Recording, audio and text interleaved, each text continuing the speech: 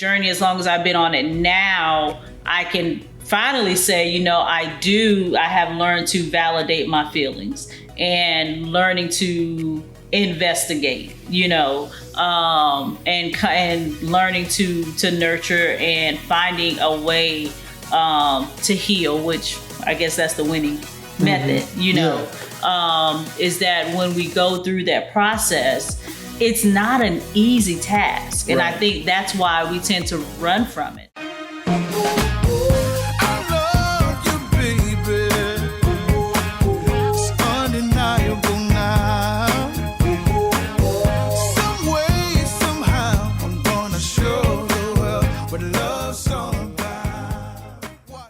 Hello, everybody. Welcome to another episode of Marriage Matters. My name is Glenn Coleman, and I'm joined as always by my lovely, beautiful wife, Tanya Coleman. That's who she is. That's who I am. And this is Marriage Matters, a podcast where we talk about all things relationships, primarily marriage. But we like to think that we kind of get into, other areas such as parenting, such as relationships in general. So family relationships, extended family, all those good things. Those things. Good things. So today we're gonna just jump right into it.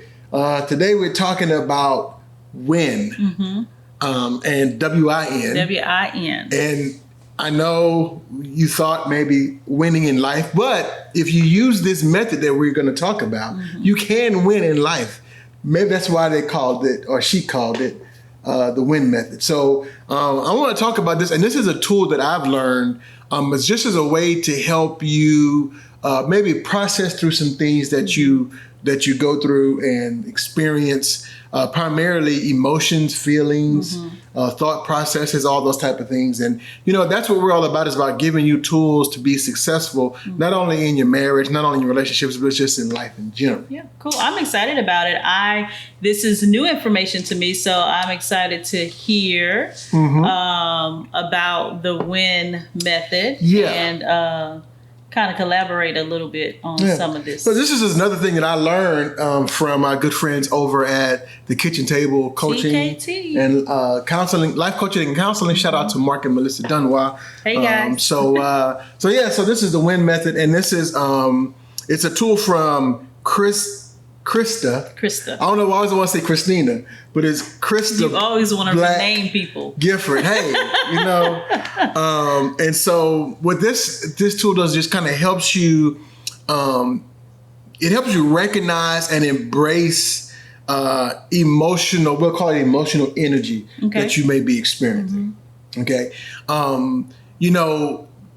automatically, using the word emotions. And I'm going to try to stop saying so much. I was listening to a podcast and I'm like, I say a lot. So that was only one so far. But growing up the way I grew up, emotions are, number one, they were not expressed, or I don't know if they were not allowed as much as we just didn't. And even growing up in like maybe even church circles, I heard stuff like, you shouldn't be moved by emotions. You walk by faith, not by sight. Sight is one of your senses. So you could say you could walk by not what you hear, not what you see, not what you, and all those things. And I am not knocking any of that, but I think one of the things that I've learned with this, and this is one of the tools that I use to help me with this, is that when you feel a certain way about a certain thing, when you experience a certain emotion, and you ignore that emotion and you push that emotion down and you try to just, I'm going to just put that under the blood, or I'm just going to do it by faith, and I'm just going to ignore all of my emotions. I have found that, number one, what you ignore, it's like you're putting it off for later. Yeah. And my experience has been over the last few years is that what you do not heal from, let me say it so they can understand it, what you don't heal from, you're going to have to deal with later. Sure, absolutely. And so with emotions and mental thought patterns or emotions that we may look at, or you may perceive as negative, or you don't want to feel that way, or you don't want to respond that way, instead of just, number one, say, oh, that's just how I am, or, just pushing those things back down. I want to give you a tool, this W.I.N method, that's going to help you to process through those things and to acknowledge. Yeah. That's the first step. That's key, is acknowledging your emotions. When we do, as you said earlier, when we push the emotion aside and we don't address it, we don't deal with it. I use the term stuffing. When I'm talking with clients, I often say, all the emotion that you stuff, eventually it's going to become too compact or too full, and what happens when things become too compact or too full? They blow up. They're going to blow up. Spill out violently. Right. And if you think about your body, if your body becomes too compact and too full, it becomes an emergent situation. And so I think it's just to kind of give a little analogy, it's almost the same thing, but instead of it being your physical health, now you're looking at your emotional and your mental health. Yeah, and then that affects other, it affects, now you get to the place to where your spouse doesn't want to bring these things to you or talk to you about this, or even with your kids, they don't want to share certain things with you because of your response, or, right. And they don't trust that you can handle it. I was sharing with Tanya and I was saying, I mean, I'm all for the respect thing, and I believe that kids ought to respect their parents. I said, but I've discovered for me, Glenn, that a lot of times it's more about my ego that is bruised than me really wanting to teach my child respect. It's like, you're going to respect me. Okay, well, what's the goal? Is it to respect you or to be respectful? Good. Because if it's just about you, then what happens when they leave this house? What happens when they leave this your home, this environment? Or when that, I used to always say, my dad, God rest his soul. That's what they say, right? But I used to always say, people talk about, I was, fearful. I had a godly fear for my parents. No, I was afraid of my father. Literally. Yeah, same. It was not figuratively. Same. But here's the deal, is that when I knew he wouldn't find out, I still attempted to do the things that I was afraid to do. It when I knew, you got what I'm saying? So my point is, the fear is not the best. It's not the answer. It's not the answer. So what we want to do is to teach you, or to help you recognize the truth of where you are, because here's the deal. Those emotions, that's your truth. You're feeling that way. That is the actual way you are feeling. Right, and it's an indicator to something. It's an indicator to something. And so if you can embrace the truth of where you are, it's going to open the door for the truth to replace the false beliefs and calm the emotional upheaval. Yeah. So that's the goal of this tool. That's all good. Right? I love it. Okay, so let's get into it. Yeah. So the first step in the W.I.N method, right? W.I.N is wake up. W, wake up. And so I'll just read this. Wake up, snap out of the default way you are responding to the story, the stimuli, or etc. Get present, be aware what is going on here. Wake up and move to investigate. So if you are always responding, it's like, one response that I just thought about automatically is when I'm just, whenever certain people call and you look at the phone and you're like, okay, what is that about? Right. So I'm like, okay, why am I so, and that may be a simple example of that, but I'm just like, why am I frustrated?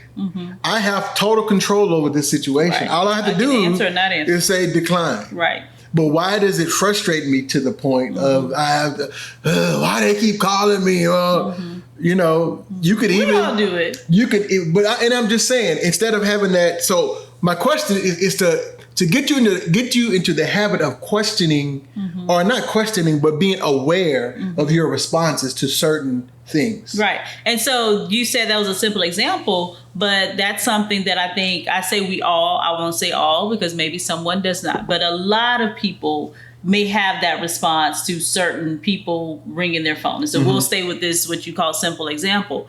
Is that because this person is calling you all the time and they're codependent on you? You know, is it because for whatever reason, this person tends to call when you're in the middle of accomplishing a task? You know, is this a person that maybe at one point in time in your life, the relationship was very reciprocal, but is not that way anymore? Is the season for that relationship over? You know, so when it says to investigate, why am I feeling this way? I think the investigating part, the purpose is to reveal, you know, what's happening behind the emotional response that I'm giving. And I'll just one here recently for me about, you know, waking up or just being why am I? It's like I still, I'll say, struggle with the, you know, the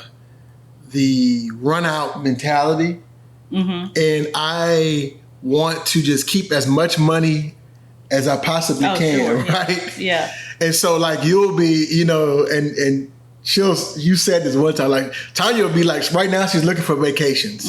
And she's looking for these vacations. And I'm just like, oh. But I have to stop and say, okay, what is this about? Okay. You know, it's like, if we can afford to take this trip, what's the issue? Why are you feeling this way? You know, what is this really about? And going down that process, instead of me just pushing that aside, investigating why, because I don't want to be that way. I want to be joyful. And I know deep down, I say deep down, but I know I want to be able to give my family every and anything they would ever ask for. So I know that it's something deeper that's causing me to feel that way, because I don't think I'm a stingy person. Right. So what is that about? So that's just another example of, okay, why am I responding this way? Right. It was like, we're not in the poorhouse, okay? Right. We, you know, but we've been there. We don't want to go back. And I think that's what it is for me. It's like, I've been there, and so I don't want to go back. Right. So, but I think, you know, there is a balance to that. Absolutely, there's a balance. And so I'm saying that's the root to right. Why so I'm still. So I guess I'm still working through that. Still working through that. So, but not just waking up and being aware and living in that. Not living in, but being aware of that truth and helping to, like we said earlier, to open the door for the truth to replace the false belief and calm the emotional upheaval. Because here's the truth: the truth is that my God supplies all my needs. That's my truth. Right, the truth is I have family and friends who love me, and we if push comes to shove, there's several things I could do to not go hungry, to not be homeless. You got what I'm saying? So to acknowledge the truth. So that's the first one in the win. Wake up. Yeah. The number two is, and we kind of talked about it a little bit, but investigate. Investigate. Stay curious. What is it? What is this that I am feeling? Why am I? So I love asking myself, why you feel that way? Why am I feeling that way? What? You ask everyone that now. Me, the kids. Yeah. Because it's just, it's the truth.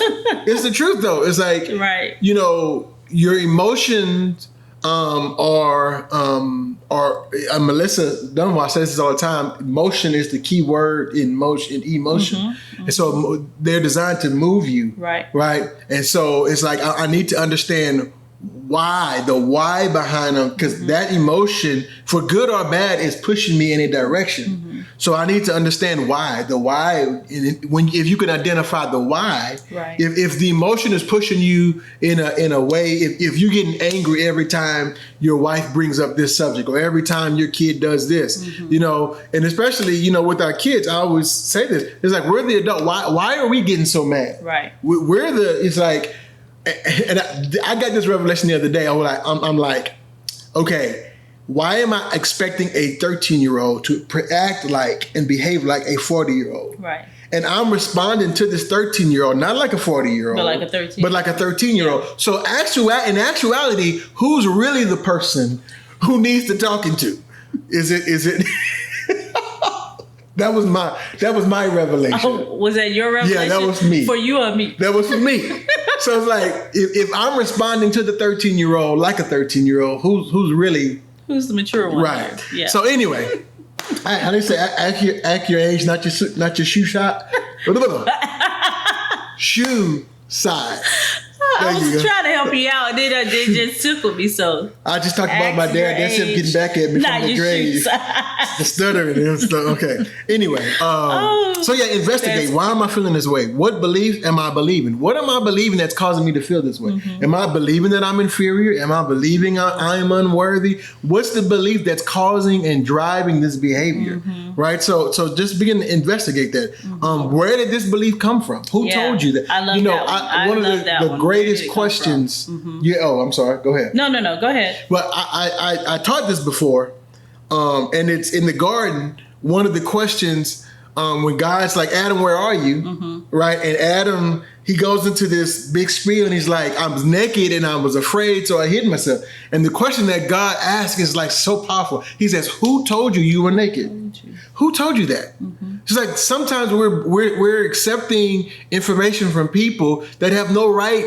There's only one person that really has a right to tell me who I am, and that's the person that created me. Oh God, yeah, that was in my devotional this morning. Preaching that good. Was good. That was in my devotional this morning, just like that. That's amazing. Well, look, we in there. Yeah, it's that sometimes we're so dependent on other people's opinions and approval that we're seeking more of that than we are seeking God. So anyway, I don't want to take us off another subject. No, but that's so good. Yeah. And I would even venture to say this, that shouldn't even come. I mean, I want your approval, but I don't need your approval. That's it. Even from my spouse. It feels good to have that, but I don't need it. And it takes the pressure off of you.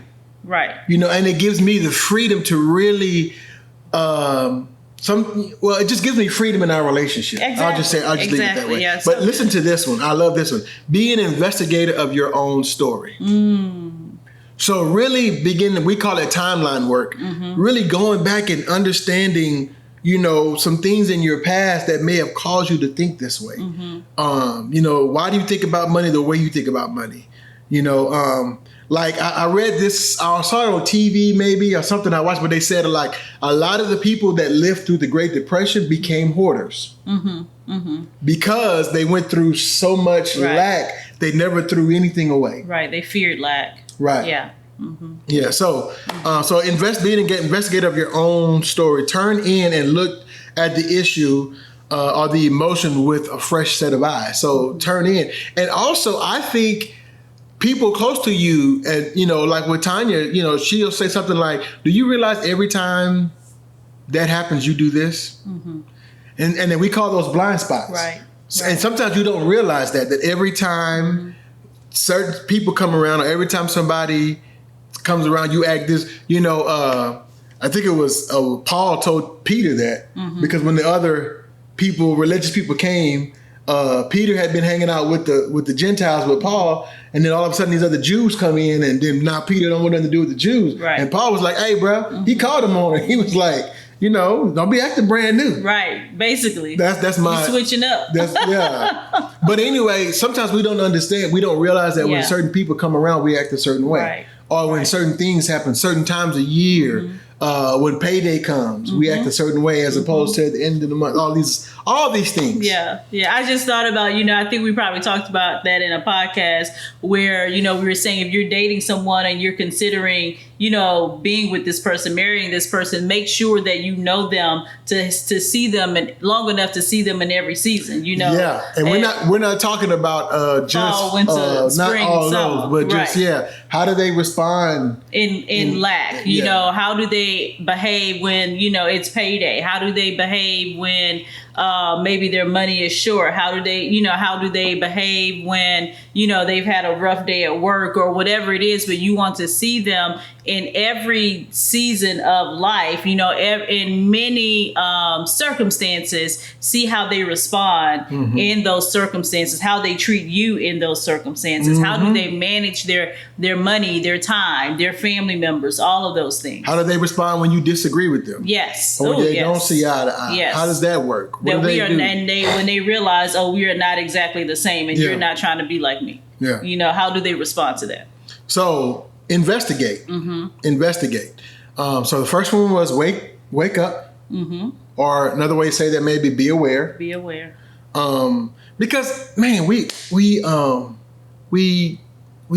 can go autopilot life, you know. So be aware of. And when we're tired, you know, even when we're doing, you know, new practices and things like that, and we become tired physically, we tend to go back to the old way of doing things because we go back into that comfort zone. You know, and we get back into autopilot. So it's important that you stay aware, as Glenn said, intentionally. You have to do that on purpose. Yeah. Investigate. That was the other I. And the last one, N, is nurture. Yeah. So recognize that the emotion you are feeling is a solution to the problem your heart and soul is experiencing. That is so powerful. Wow. So listen, let me say it again. The emotion or the feeling that you are experiencing is a solution. It's your heart's way of protecting you. So that kind of changed the game. Why? You know, there was this one person. I remember it was a barbershop I went to, and it was a lady who worked in this barbershop. Okay. She didn't work there. She kind of like just helped out. But she was always so angry. And I mean, you just be like, "Hey, how you doing?" "I'm doing fine." I'm like, "Good Lord." And even then, I guess it was just the Holy Spirit. I wanted to ask her, who hurt you so bad? Yeah. Yeah. Because that anger it's her heart's way of protecting her from getting hurt again. Right? So we have to that's the first step in this, is recognizing that the emotion you are feeling is a solution to the problem that your heart or your soul is experiencing. It says it's the 911 call, the red alert. The emotion is screaming, warning. It's working to protect you, as if it were saying to your brain, "Remember the last time we experienced this?" So that's what that emotion is. Yeah. It's helping you to that drawing back from people. Right. And I know I told you just because of like past hurt in my life or past experiences where I really felt like people just were using me just for what they could get out of me. And then it's like when the next best thing come along, it's like, okay, we're done with you. No, this person. Right. So it's like now it's another person that was in our life. And he told me, he's like, "Man, you know, I just really appreciate you being in my life." And automatically I was like, "What do you want from me? What are you trying to get away?" You know, and it's guards. Yeah, and it's like, and I told him that, and he started laughing because I'm like, it's like that's my protective, and I don't want to get close to you, right? Because that's my way of protecting myself from you disappointing me. Exactly. Right? Exactly. And so that's my heart's way of nurturing or protecting me. So the emotion is popping up to help us protect our hearts. The tendency is to ignore, minimize, and push stuff away. We try to get away from the feeling as fast as possible.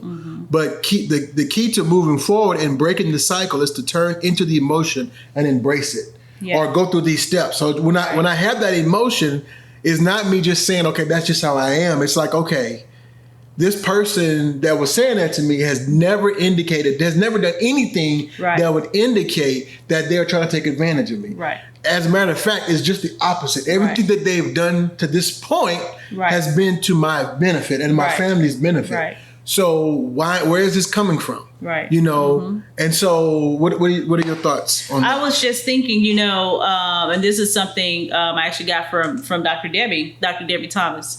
If you ever watch, we'll give you a shout out. But she would always say, when I would talk to her about things, she'd always say, "Miss Tanya, you're not making it up. You're not making that up." So those feelings and those emotions that you're having, you're not making that up. That is real.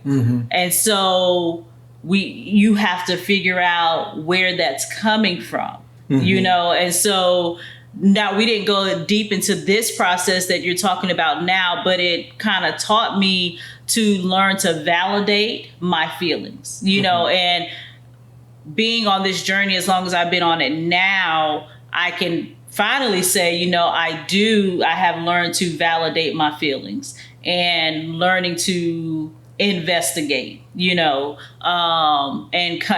learning to nurture and finding a way to heal, which I guess that's the winning method, is that when we go through that process, it's not an easy task. And I think that's why we tend to run from it, because actually taking the time to be aware, pay attention, I have to slow down.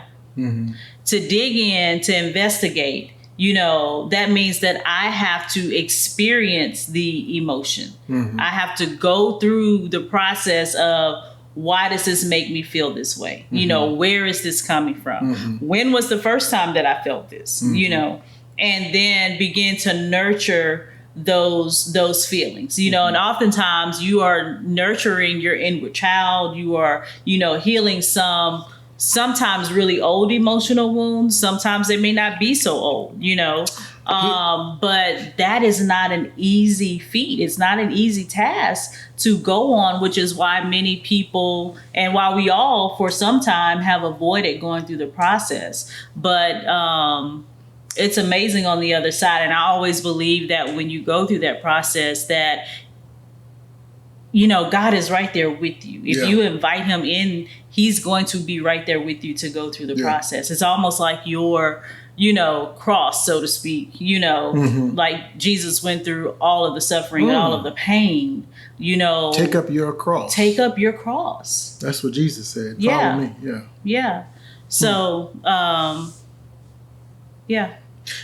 when you said that, it kind of brought up something back up to me. It's like, not only your past, but also generationally. Yes. Because we pass so much stuff generationally that, and it's really amazing that even my insecurity, I see in my kids.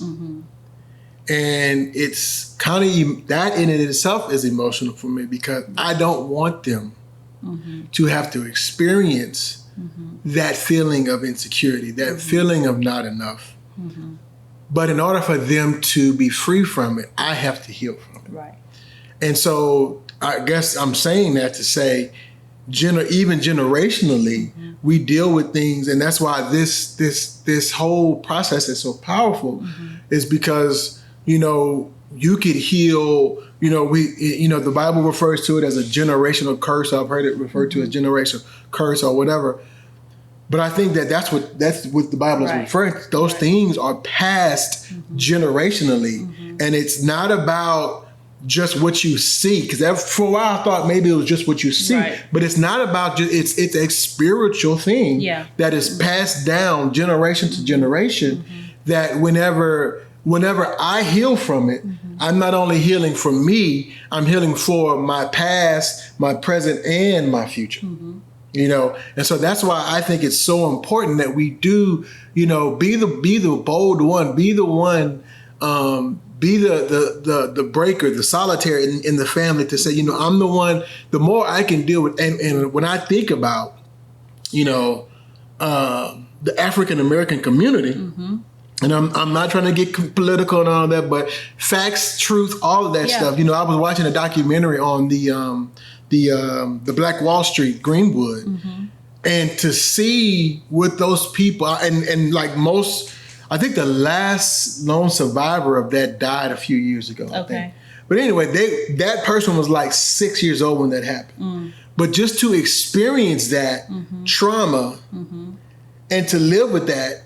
And the crazy part about it is that most people who lived in Tulsa, they didn't even know about that even happened. And one of the people in that documentary, they said that nobody talked about it, because to talk about it was to risk your life. And so it was just something that was, again, it was acknowledged. it was just pushed down, pushed down. And that does something to you emotionally. And it breaks you emotionally and mentally. It's like your whole self, that's a huge part of your makeup, is not validated, is not acknowledged, is not seen. Yeah. You know. So anyway, I didn't want to go there, but so I get it. So nurture. So and what we say about that, we don't mean nurture that emotion, but we're meaning turning into that and nurture that for healing's sake. Yeah. Nurturing it for healing's sake, not necessarily just that emotion, but working toward going through the process of healing that emotion. So this is just something that she puts in this article here. And it says just kind of the whole process, talking yourself through the W.I.N process. But she says, I see you, and these are just some emotions. I see you anger. I see you sadness. I see you fear. I see you jealousy. I see you, and I thank you for working to protect me. So you're thanking these emotions for protect, because again, that jealousy is designed to protect you. Right, it's a coping strategy. It's a coping strategy, yeah. So it said, thank you for protecting me. Thank you for loving me well and trying to keep me safe. I honor you and all that you are doing for me. Thank you, and I want you to know that I am okay now. I have learned new ways to protect myself. I have new resources, and I don't need you to work so hard anymore. I got this, and I can take it from here now. Wow. So that's releasing those emotions. Isn't that powerful? Yeah. That is so powerful. So just remember that W.I.N, wake, investigate, and nurture. So I would just challenge you today just to begin practicing this in your own life. Absolutely. And here's what I found is that when you heal on one level, you heal on them all. So when I become emotionally healthy, then I become a better husband. I become a better father. I become a better employee, employer, brother, son, friend, confident, life coach, counselor. Yeah. I become better in every area of my life the more I heal. Yeah. Right. And like we said earlier, not only me, but my ancestors and my children's children's children. Children. You know, the Bible says a good man leaves an inheritance to his children's children. And that's not just financial. It's financially. Yes. But also I want to leave a good emotional inheritance. I want to leave a good mental inheritance and social inheritance to my children's children. So thank you for this today. That was really good. I enjoyed it too. Yeah, so good. So we're all about winning around here at Marriage Matters. All I do is win, no matter what. Got money on my mind. Yeah, you know I don't know lyrics. Just like I know throw the hands up. So all right. So, man, just thanks for joining us again today. This has been another episode of Marriage Matters. Please like, subscribe, share, review, all those things. Comment. We open and invite questions and just your commentary. So thanks for supporting us. Thanks for being a part of this family. And this is Glenn and Tanya Coleman reminding you that your marriage matters. We'll see you next week. Bye, guys.